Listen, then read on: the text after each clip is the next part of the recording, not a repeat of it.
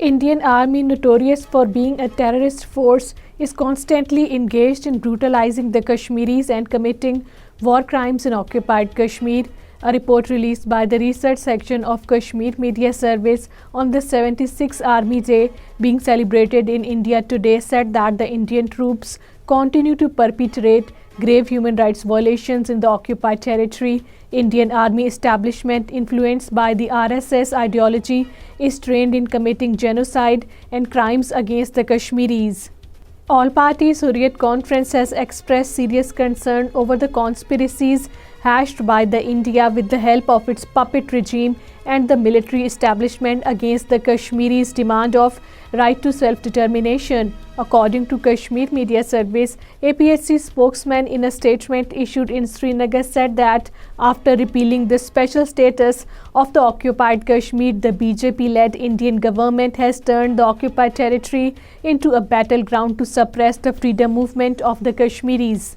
Posters have appeared in parts of the occupied Kashmir urging the people to raise voice for the resolution of the Kashmir dispute on the basis of right to self-determination. According to Kashmir Media Service, the posters displayed in the Islamabad district by the pro-freedom organization said that BJP government, while continued their atrocities and state terrorism, is changing the demography of the territory. An Indian paramilitary trooper, Biswajit Adhikari, died after receiving a gunshot in the occupied Kashmir.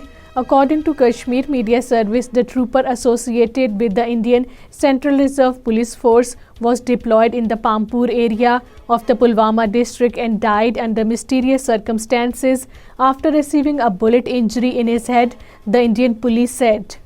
Jammu and Kashmir Democratic Freedom Party has strongly condemned New Delhi's sledgehammer policy to crush the Kashmiris' ongoing struggle for their right to self-determination with all brutal military force. According to Kashmir Media Service, in a statement issued in Srinagar today, the DFP spokesman advocate Arshad Iqbal urged the international community to play its much-needed role to help resolve the lingering dispute in line with the UN Security Council resolutions.